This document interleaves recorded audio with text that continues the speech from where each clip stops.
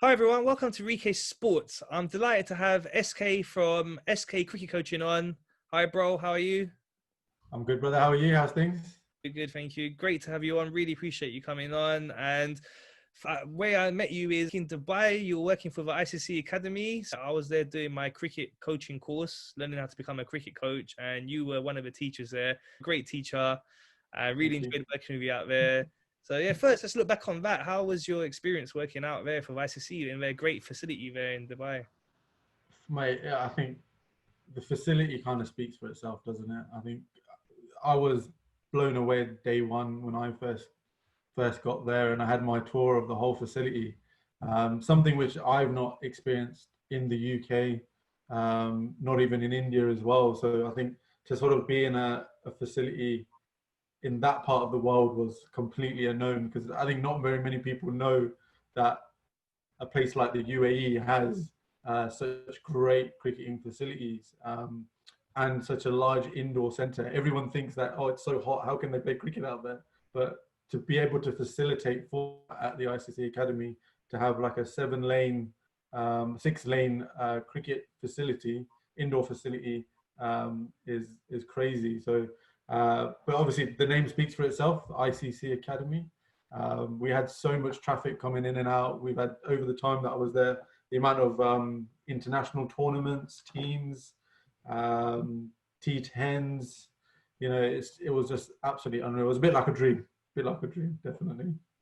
Yeah, it's an amazing facility. I remember like when I was doing the course and you guys were taking us around, it was just like, it was mind blowing. Everything you were seeing is just really high end. They had the pitches. I remember the pitches, the outdoor pitches where they had recreated the different pitches from around the world.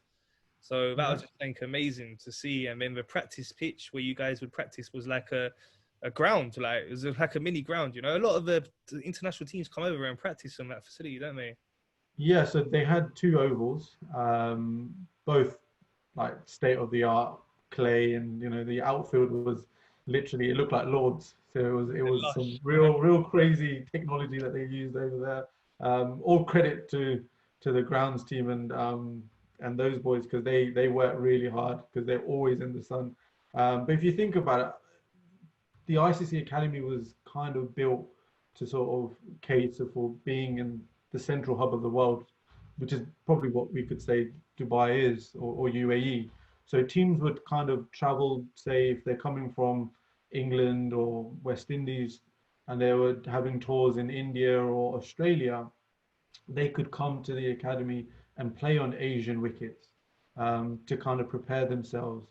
And it's crazy how they do it. I'm not a groundsman. I don't know how the clay works, and how it all grows, and all of that. But I think it kind of being at the academy kind of made me want to learn completely away from cricket and coaching, to actually understand, like, how is it possible to get clay from Australia, or clay from England for that matter, to and plant it in a country which is so hot.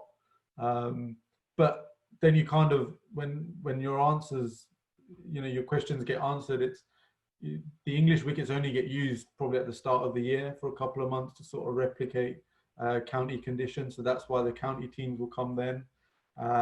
We at that time, Australia used to come quite a lot. Pakistan was based in the UAE, so it was still used for the high end teams. But I think now it's kind of moving more towards the emerging cricket environment, so associate cricket. But obviously, the UAE national team being based there, and the World Cricket Leagues all tend to happen at the ICC Academy. Great, great. So I'm sure that was a really good experience for you. So I just want to take you back a little bit to first how you got into cricket. So tell me a little bit about that. So when you were younger, what got you into cricket? It wasn't that long ago. It was probably just a few years. um, so yeah, I think we can talk about, obviously being Indian, it's in our blood. Cricket's there, but I think that's something which I used to think. Us being from South Asia, it's all South Asians, whether you're Indian, Pakistani, Sri Lankan, you're always playing cricket. But I think, there's a lot of people in my family that don't play cricket, and they moved on to football. So I think it's just more about your upbringing and the people around you. So my dad, he played a lot of cricket, you know, he unfortunately retired before I even started playing, so I never really got to play with him. So yeah, so looking at my dad and like going to his sort of games because he played quite frequently. It was a frequent weekend cricketer outside of working at the shop. So you know he kind of got his free time away from the family. So I used to jump in with him and watch him play. And yeah, I think that's kind of what drove my interest in cricket. And coming from a family which everyone is massively involved in cricket and loves watching it. You know, I've got people in my family that go to World Cups and all of that sort of stuff. And you know, any series that there is in England, only India versus England, not any other England series. So it has to be India. They will go without fail. So yeah, I think it's just my sort of upbringing and people around me that kind of got me into cricket. Okay, cool. How old were you? Oh, I think I must have been about 3 or 4. 3 or 4. I've got 2 left feet, so I couldn't play football. But I kind of picked up a bat. So I think I must have been about 3 or 4. Yeah, Okay, quite young. great. So I remember you telling me when we were doing the course that you spent some time out in India as well. So you learned playing cricket there as well. How was that experience? Yeah, I was quite fortunate really with that.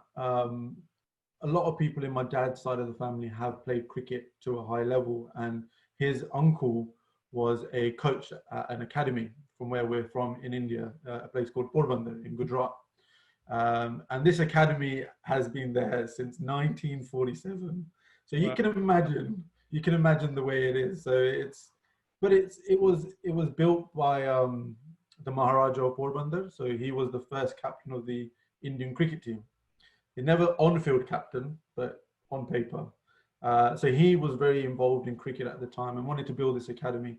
So it's all about the basics. So it does work really well, and they have a process there. So going, I think from about the age of 11, my dad took me there and was like, right, here you go. We're here for summer holidays, 7 weeks.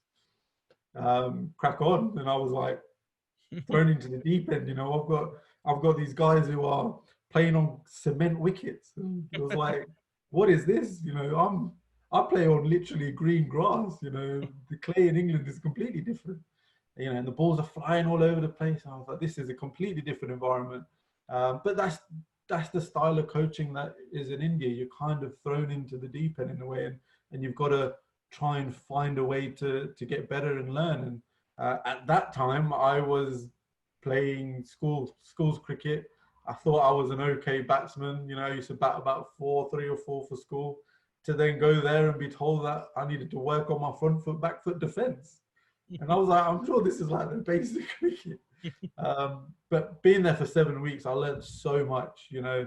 And I think it was that time where I don't know if you heard of a guy called Jaydev Unadkat. He plays in the IPL. He is Saurashtra's captain. I think Oh, yeah, so he's been in the IPL for the last 3 years. Sorry? it's Rajasthan? Yeah, Yeah. So with Rajasthan. So at that time, so he's from the same academy in the same city. At that time, he's same age as me, so it was about 11. And this guy, I've never been so scared in my life. This guy must have been about 6 foot at the age of 11 and just banging it in on concrete. And there's me, like everything back foot, couldn't play, couldn't play for my life. And it was just a complete different learning environment and experience. And, after you finish batting, I had to go to my great uncle and ask him, how did I play? And again, I've never really had to do that in England. In England, cricket's perceived as a sport, it's a hobby. You should enjoy it. Whereas here, I was scared to go up to him. And then again, for him to say that you need to work on your front foot, back foot defense, I was like, geez. But no, that definitely formed a good foundation of my cricket, even today. Whether I can call myself a batsman now, but I think definitely it's formed a foundation of the way that I play now. So I kept going back, definitely. I think at 14 and 16, I went back again. So it was good. It was good to have that.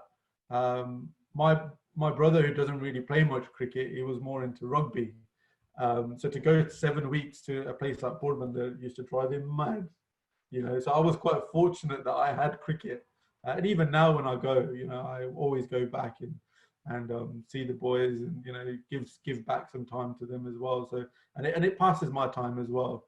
You know, there's only so much family you can go to, and so much cups of teas you can drink, and you know, and all of that. So many dinners you can have at people's houses. So I was quite fortunate then.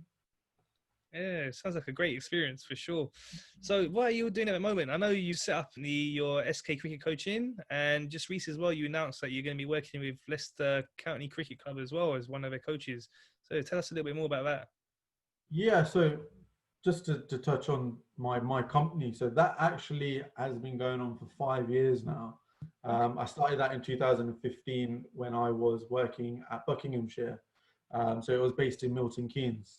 So that was more of an academy vibe. You know, we had some local cricketers, county age group cricketers that used to come down. Unfortunately, because of the move to Dubai, it kind of took a back seat. And then kind of coming back to the UK made sense to revive it a little bit, you know, give it a new look, new brand, and that sort of thing. So it was more, now it's more so a coaching service. That is what I want to sort of provide.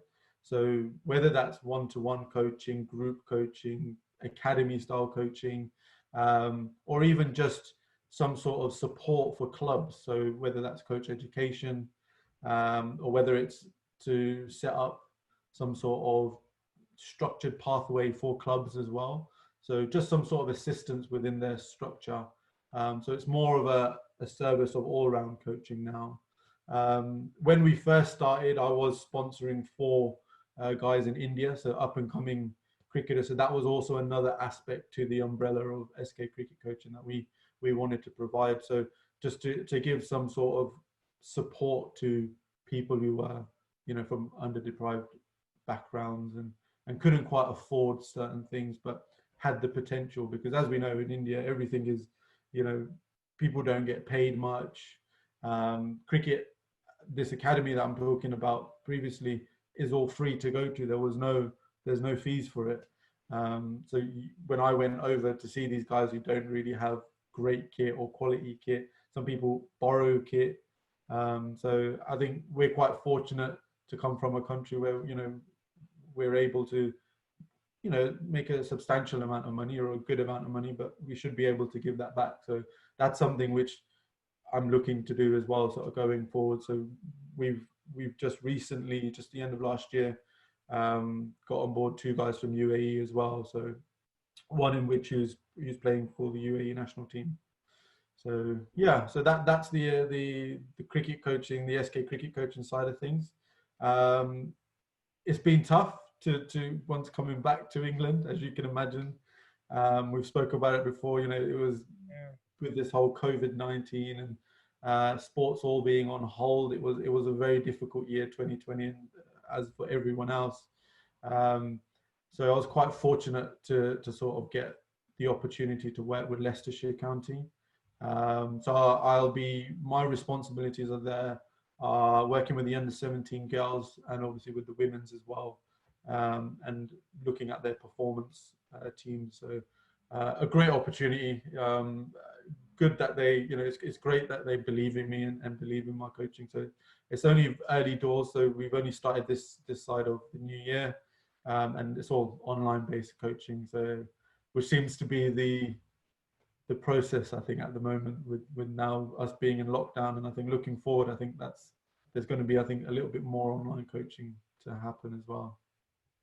Yeah, the use of modern technology is growing and growing. So, like, I remember, I'm sure you remember when you were younger and you just go down to your local cricket club, and like that was the only coach you really have. You know, you would have on the evening. I don't think I even, my only coach was my dad. You know, it was him that used to sort of tell me how to play certain shots. Um, I grew up in a small village in small town, sorry, in Cambridgeshire, a place called Wisbeach. So we had a very good setup. You know, we did have junior setup. We did have a very good first team, but I don't know. I just don't. I never really attached myself to any coach, and um, it's weird because, you know, we talk about cricket now, and the people that want to become cricketers, they should have a coach, you know, assigned to them, and to work with them if they want to pursue further in cricket. But um, for me, it was just literally go down to my local nets and have a hit with my mates and my brother. So, you know, and that's the only way you learn. If I got out, you know, always one of the bowlers going to tell you where your foot went here and your bat went there, and the ball hit this stump. So you just got to, when it's your turn to bat again, you've got to make sure you don't do that again. So, yeah. Definitely different times now. So yeah, much more use of modern technology, much more analysis goes into it, video analysis. As you know, there's so many details that go into it on the professional level as well as the up and coming level. So just a little bit for advice you would give now for viewers, you know, let's say they're the age 5, 6, 7, that sort of young age, just getting into cricket. As a coach, I know you've got great experience. What would you recommend how for them to start to develop their cricket skills at that age? Well, I think the danger at those ages is we don't want to overcomplicate anything. You know, if we put ourselves into that age group, do we really want to really drill into, you know, the coaches drill into us how to play a front foot drive, how to play a sweep, how to hit over the top, you know, set a field, all this? That's irrelevant, I think, at that age. I think it's literally all about them having fun and them enjoying the game. Um, and from a coach's perspective, I think there needs to be a lot of game-based learning. So a lot of games, because I think that's the only way children of those ages will want to stay in the sport. We're sort of, it's a bit unfortunate in England where cricket is on the decline. You know, it's, and we always talk about if the national team wins the World Cup or whatever, it kind of booms the sport a little bit. And you'll remember 2005, the Ashes here was amazing. You know, everyone was behind England, and it felt really weird. You know, and I always thought no one liked cricket in England growing up. You know, and very ironic because it was a game that the English invented. To then, you know, it just kind of needs to, I think, going looking at places like India, the subcontinent, it's a given.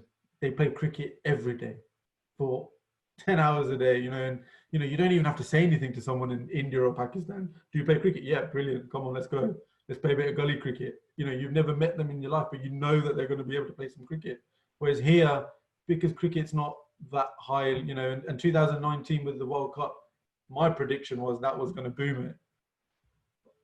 From what I've heard, I don't think it did that great in terms of grassroots cricket and getting people. I think people started to understand who the Roots were and who the Stokeses were and who the Andersons were, but it was never like, oh, you know, I really want to play cricket, or you know, a 7, 8-year-old saying, "Mom, Dad, can you buy me a bat?"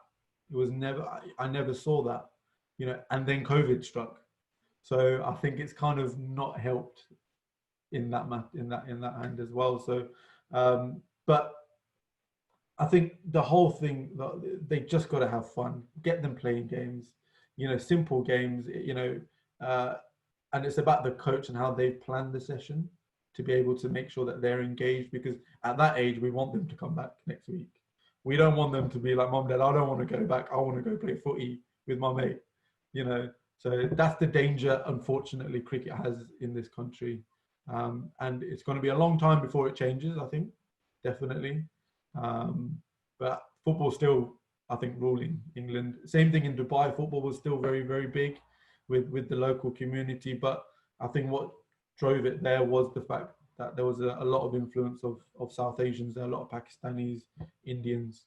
So that's why things worked out there. But definitely, I think from that age group, you've just got to really keep it fun and engaging. Yeah, so yeah, as you say, it's a time where you want to try and make as much fun as you can. And one thing I learned from you guys during the course, which I found really important, is about the aspect of not micromanaging. So not, like you say, saying to my front foot defense, play it like this, you know, sweep shot better. It was more about just setting them like targets. So, okay, hit the ball in this direction and making it fun for them, you know, not giving them set goals so much, letting them explore, find their own way of doing it. And it's really important because as we see as I was speaking to Mark about, another really great cricket coach, is that, you know, a lot of the players, they tend to have some of the best players like Stephen Smith tend to have very unique techniques that are not Mm. actually coached in the way that you would find in the textbooks, you know. So it's a really important part of letting players find their own way. Yeah, 100%, 100%. A great example was when I used to work at Nottinghamshire. There was a guy that I used to work with. He was an ex-cricketer, and he was in charge of a team. I can't remember whether it was a county team or a local club team, but all 11 batters played the same. Their technique was exactly the same. So the disadvantage was when one got out, the Yeah, second got out, the third yeah, got out, and it just trickled through because everyone had the same weakness. And as soon as that bowler figured it out, he's going to tell the other bowler on the other end, he's going to tell the spinner that comes on. And it was just, you know, you can't have robots. You've got to have uniqueness, in my opinion, because that's what makes you different. You know, when we were younger, I don't know if you remember Paul Adams from South Africa, the Chinaman, used yeah. to literally, yeah, would you've got certain there's questions out there where guys like Bumrah, just beat Bumrah, if he grew up in England, would he have made it to international cricket? You know, would he represent England with the technique that he has? I don't know. So I think definitely you have to be unique. You have to be unique. And that's what makes you as an individual. Even if you take away cricket, we're all individuals. We're all unique in our own ways. Why should I want to be like this person, that person? Be yourself, right? Yeah, for sure, for sure. So then another question I wanted to ask you in terms of coaching. So I know you've worked with a lot of players in the UAE as well, but they're making that step up from going into the professional game. Now that's quite a big step, as we know. What would your advice be for a player at that stage of his career? It gets tricky at that age, definitely. So, you know, it's the complete opposite, in my opinion, to what we just spoke about at the bottom end of the spectrum. A lot of it is repetition. Um, a lot of what makes you a great cricketer, I think, at that level and a consistent cricketer is doing the basics well. You know, you've got to be able to do the basics well and be able to be consistent at what you're doing. So yeah, brilliant. You get a 5-wicket haul in a game. Mohamed Siraj got a 5-wicket haul in the test match. But what will make him, what's the difference between him being an average bowler to him being a great bowler for India will be how often he'll pick up wickets or pick up 5-wicket hauls. So it's that consistency. Virat Kohli is one of the world's greatest cricketers because he's very consistent at what he does, scoring runs. So at that top level, it's about knowing what your discipline is and being very consistent at it. And when it comes to training, it is taking things back to basics and refining the basics and breaking things down a little bit and understanding, because it gets very technical then. You know, it's about attention to detail at that level. But then on the flip side, we've just spoke about technically and physically. At that level, the mental aspect of cricket is massive. How are you going to be able to make that step up mentally? And I think that's a big challenge as well, because it's a completely different ball game. Why was it that people like Mark Ramprakash struggled a little bit at the international level, but dominated the domestic cricket, county cricket in England? You know, and a lot of it is to do with mental side of cricket. You know, fear of failure. You know, you've got, you know, mindset, mental toughness, resilience. You know, these guys do that for a living at county cricket, but when it comes to international cricket, you know, why is it that people can't perform? You know, technically they're fantastic. They can, you know, we know these guys can hit hundreds and take wickets, but mentally, are they prepared? Do they know how to to go about their preparation pre-match, post-match, during the match? You know, and I think that's a big thing when it comes to elite cricketers anyway, because at that level, you don't want them. You can't be a breeze in the park. They've got to be challenged, right? So Oh, amazing, amazing stuff. So I know you specialize in wicket keeping. So now just wanted you to give, I know there's many different aspects to it, but what would you, if you're coaching someone, what would be the most important aspects you would look at when it comes to being a good wicket keeper?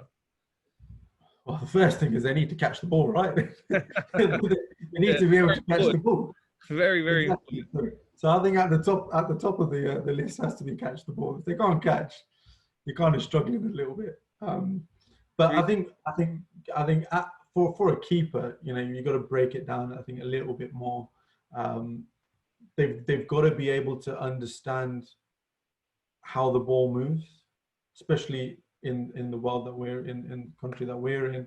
The ball swings a lot, moves around a lot. So really being able to understand that where the ball's going to go, and have a good relationship with your bowlers as well, because you don't want. I was a keeper as well when I was younger, so my spinners bowled a fast ball and I never even knew. So how am I supposed to stop a fast ball if I'm up against the stumps? So being able to understand and have a good relationship with your bowlers is very important. But technically, I think a lot of keeping is lateral movement. A lot of it is lateral movement, making sure you work on lateral lines. And I'm very big on that.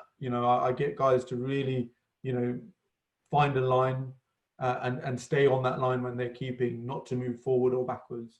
Um, they obviously need to have a large surface area, because obviously that's to give them a better chance to actually catch the ball. Um, and then it goes into sort of making sure they've got a strong balanced position, making sure it's low, making sure that they're able to cover a large distance as well. Because as we know now, the way cricket is evolving, you've got different tactics. People are getting out on wide deliveries. You want to, as a keeper, be able to take that wide and bring it back into the stumps and sort of stump people as well. So it's not the sort of easy keeping as what we sort of remember, where it's you've got to kind of stop the ball. There's so much more to keeping nowadays. But they're the sort of basics that I'll kind of go with, and it doesn't matter if it's an under 12 cricketer or whether it's an international cricketer. You've got to try and use those as a foundation and work from there. So a lot of my drills will be sort of working on lateral movements, working on positioning, and I'm very big on cross sports. So really looking at different sports and how can you apply that to cricket. Obviously, one other sport which is very very similar to cricket is baseball, and something which I've always been gobsmacked is how can they throw the ball so fast? Whereas in cricket, it's not as fast as them. So, but obviously in baseball you've got the catcher, so very similar position to a wicketkeeper. So a lot of my research goes around how they do it in the States with baseball, with the catcher, what sort of strength and conditioning exercises they have, because it's all very similar positions, hand-eye coordination. So it makes life a little bit easier when you can look at other sports and find some sort of crossover. yeah, for sure, for sure. Amazing. Really appreciate them tips you gave. So let's have a little look at the current situation in cricket now. So first of all, I'll give a big shout out to the Indian cricket team. Amazing performance last night for us, yesterday in Australia. This morning it finished, wasn't it? So yeah, amazing performance. India beat Australia in this test series. They're 2-1 without many players who were injured. They were missing their frontline bowlers, the likes of Bumrah, Ashwin, and the captain, star batsman Virat Kohli not being there as well. Really amazing performance. What did you think of that? Yeah, phenomenal. I think it was after a very, very long time, I saw a test match, which was actually a test um, from both sides, not just from India. I think we talk a lot about India and how they fought to get over the finish line, but I think there was a lot of credit that needs to be given to the Aussies as well. I hate to admit it, but yeah, I think the Aussies need to be given some sort of credit as well. But I think just their bowling was unreal, especially in that last session. The guys like Cummins and Stark and Lyon, just the way that they had their game plans and how they executed it. I think that's top level stuff. I think that's what is the byproduct of elite cricket. But yeah, it was very good to watch, definitely, and obviously for India to take home the trophy is also a plus after such a horrible year. Yeah, really was great viewing, as you say, really elite level cricket. Pat Cummins was bowling amazing. Like, he's a world number one bowler for a reason. He really performed well, and they just kept running in, tried really hard. They tried, but India were really resilient, batted so well. Pujara got hit many times. We were speaking about that earlier. That to face fast bowling like that, it takes a lot of effort mentally. You're getting hit.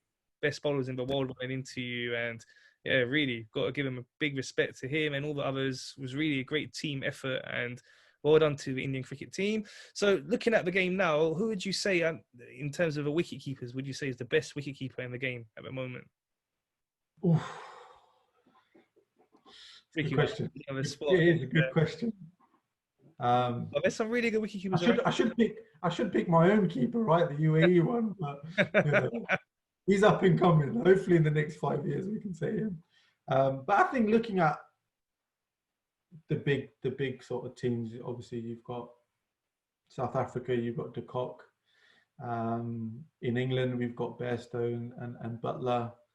Australia, you've got Tim Payne and Alex Carey.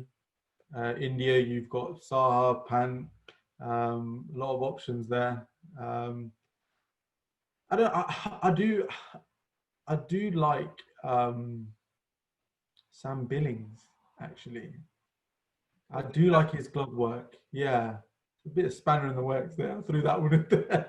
Yeah, I kept him till last. Yeah. I do like his keeping. I think it's very he has a nice strong base that he goes from, and just it just seems very natural. I find he seems very natural. But yeah, I think I would go with him. I think definitely I would go with him. Just the whole modern the whole modern sort of view of what a keeper should be like. Good at batting as well. Be it good glove work, and in my mind, I think a keeper needs to be a good batsman, and needs to be a good gloveman as well. So yeah, I'll definitely probably put him down at the moment. Good shot, definitely very good wicketkeeper. We've seen him; he's been performing really well in recent times. In the series here against Australia, got his 100 there. Really, he's coming on well. He's out now in Australia playing in the Big Bash, doing well out there as well. So yeah, great up and coming cricketer. Difficult for him because ahead of him, as you said, there's Josh Butler, great batsman. We know what a good batsman he is. I think this is the thing now, isn't it? Before, when we were younger, there was always that one keeper, go-to keeper, would always, without fail, Mark Bouchers, Alex Stewart's, that sort of guys, And whereas now it's a lot of teams are looking for that second keeper in their squad to play as a batsman, and it can be a bit difficult for that person to come in. Bairstow struggled a little bit. Butlers seems to be the go-to keeper. But it is very difficult now, especially with the Indians as well. Is it Saha? Is it Pant?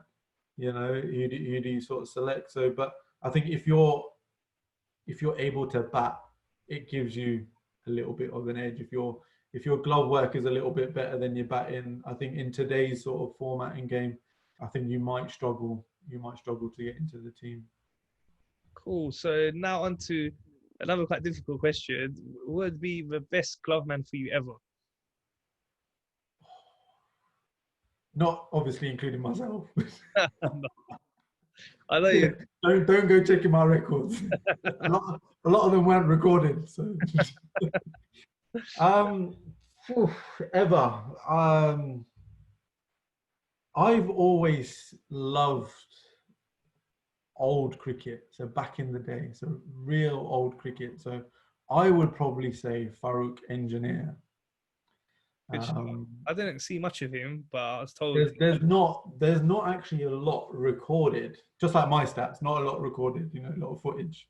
There wasn't a lot of footage of him, but I think just the whole backstory of Farooq Engineer was amazing for me, because the time in which he played for India, where India wasn't actually on the map for cricket, and to be selected for the World 11 squad to play in England, to be able to be selected for county cricket, played for Lancashire in England, so, and just his whole style, like he had a very, very different style of keeping. Quite a tall guy as well, for a keeper, quite tall for a keeper. But again, he kept it to the basics, large surface area, and made sure he was able to move left to right when he needed to. And I was quite fortunate to I met him in 2018 in Dubai, and yeah, it was a very funny moment. It was a bit of a fangirl moment for myself, where I'll blame it on the heat of Dubai, but yeah, I started sweating a little bit, started getting a bit nervous. And I'm not normally like that because cricketers are people, but this is someone who my dad used to talk about when I was younger. A lot of older people in my family used to talk about, and the guy is Gujarati as well, so that was the other connection. So, and the first thing I said to him was, "It's an honor to meet you, sir." And he was like, "Yeah, yeah, yeah." And then I said to him, "Is there any tips that you can give me?" And he goes to me, "Where are you from?" I said, "From England." And he goes, "No, no, no. Where are you really from?" I said, "I'm from India." He said, "Yeah, but whereabouts in India?" I said, "Gujarat." He was like, "Well, talk to me in Gujarati, man. I'm Parsi." I was like, Jesus, man. So in one side, I'm like, I've just got told off by fellow engineer. And the second bit is, this is really happening. Like, someone pinched me, So, but he said exactly the same thing, keep a large surface area and just follow the ball all the way through. And I think, obviously, in the time that he was playing, a lot of people, it was I don't want to say lazy cricket, but it seemed a little bit like that. If you remember in the 60s and 70s, there wasn't much like intent or aggressive intent when it comes to sort of playing. So it was a bit more free movement stuff, and he was always about watch the ball. Even when you're batting, just watch the ball. And your body, if you've practiced enough, if you put enough hours in, your body will do the rest. Your mind will do the rest. And the same thing with keeping. Watch the ball, and your body will do the rest. And it was so simple, and even when you go back to the level ones, and you see a lot of people which completely overcomplicate things, really go technical on a level one, and it's just like, for me, one of my biggest mottos is just keep it simple. You don't have to overcomplicate things. Yeah, for sure. It's really important. So I've got one last question to put you on the spot again with this one. So we're talking now in cricket about the big three. I actually think it's a big four. So these are the best batsmen in the world.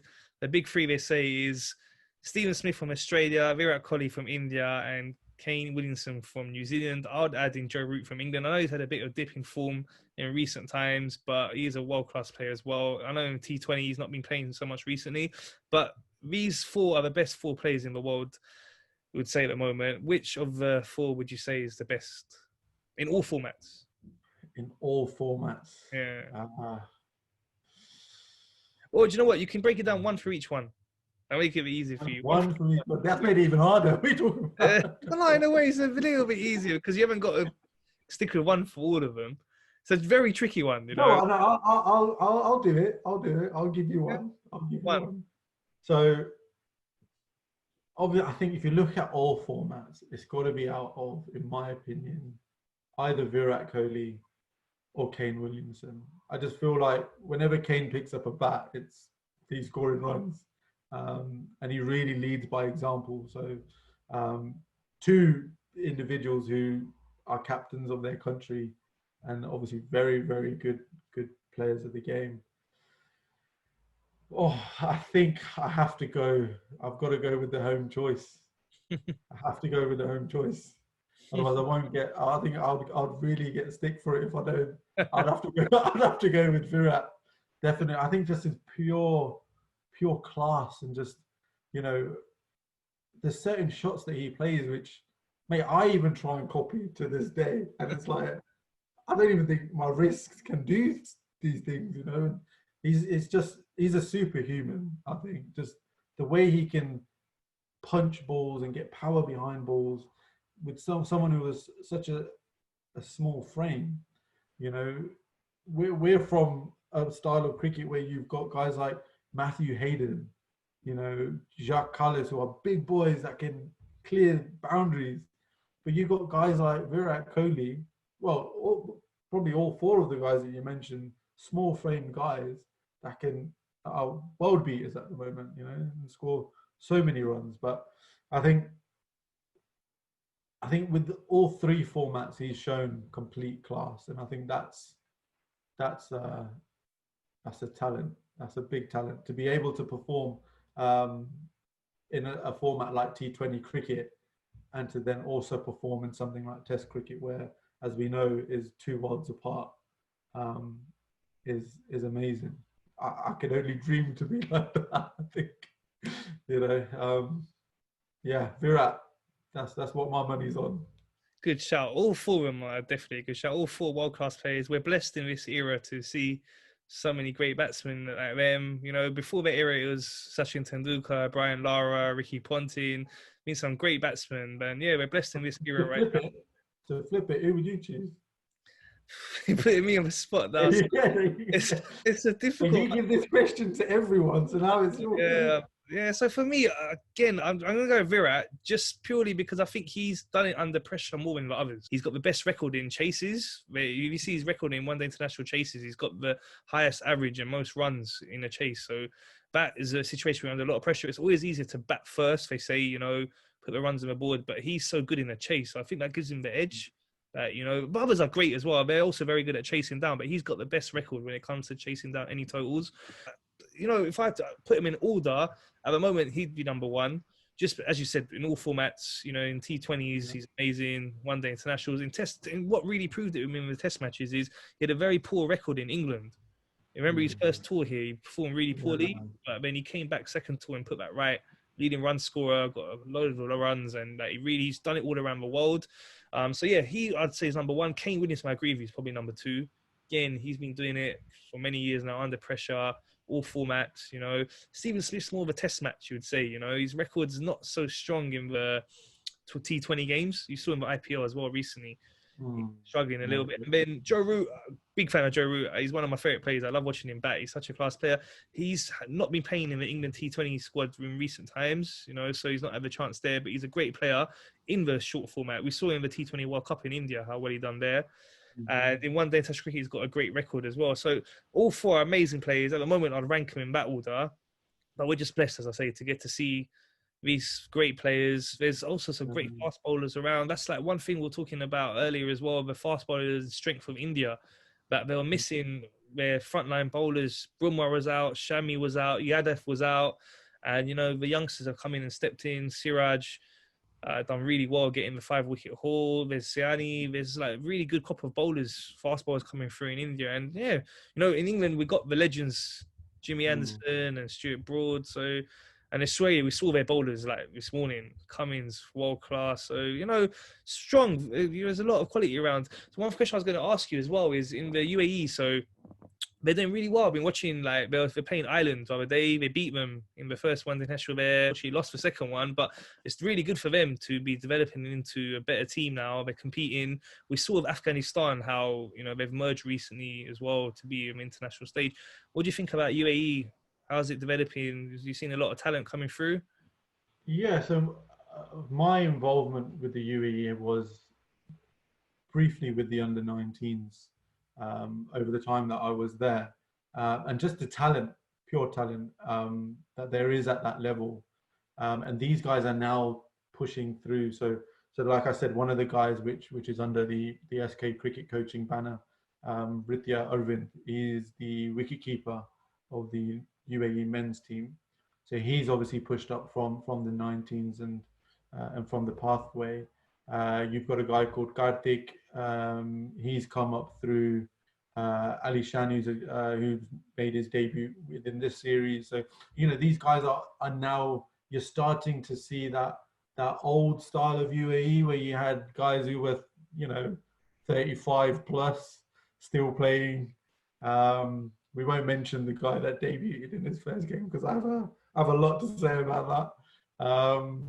But I think it's about the youngsters, especially like a team like UAE with what they've gone through, I think, over the last 2 years with some of the incidents that happened, and how you overcome certain incidents like that. So talking mainly about the fixing and the match fixing that happened, where I think it was five of their key players had basically had to be banned. So how do you come back from something like that, where almost half of your team is no longer with you anymore? So I think the future, as we know, is with the youngsters, and the under-19s are doing really well. There's still a handful of other cricketers as well that will be pushing up, and I would like to see them on an international platform.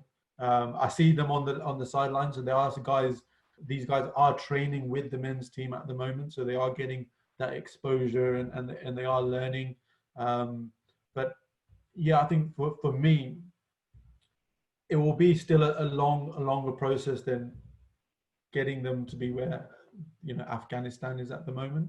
Um, just purely because a lot of Afghanistanis play a lot of their cricket in Pakistan. So there's a lot of cricket there. They've had that pathway in Pakistan, whereas the guys in Dubai, um, it's a bit more of a Western mentality. So a lot of them are in education. You have to take that into consideration. There's other lifestyle factors you have to take into consideration with the younger boys in Dubai. So yeah, it'll be definitely, they'll definitely be really good. I think within the Middle East, in that region, I would definitely say UAE is dominating. Um, that's not just because I was supporting them, but I think I would like to say that they are. Well, But it's yeah, I think work there's a lot of prospects. it's important the work you do. So the work you guys have done with the younger players there, that will show in the next generations. So it's really important. Yeah, I mean, the successes you see are, them getting selected in these sort of, so especially in the UAE, it's a little bit different to here. They have obviously it's the Emirates, so they have the council. So you've got Dubai Council, Dubai Cricket Council, Abu Dhabi, and what have you, Sharjah and stuff. So they've got to represent that before they can obviously then be selected for the UAE team. But now there are different avenues that these kids can take, opportunities that they can get, so they can play within academy. So ECB, which is the Emirates Cricket Board, they do an academy league, so they can be picked up from there as well. So they have like under 16s and the 19s league. So there are different sort of avenues that they can be sort of looked at, which I think is very, very important, because we've got to get away from this whole, oh, let's hold a trial and let's try and do this, and you do 4 trials. And we all know when we were younger, we had all these trials, and you have bad days. You don't perform on certain days.